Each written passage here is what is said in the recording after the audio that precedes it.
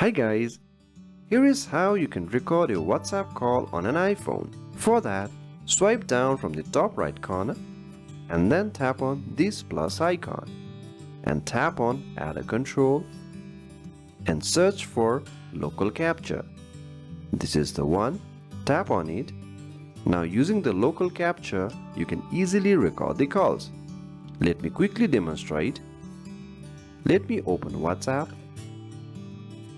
It works on both WhatsApp and WhatsApp Business. And let me simply give a call. So we are on a call.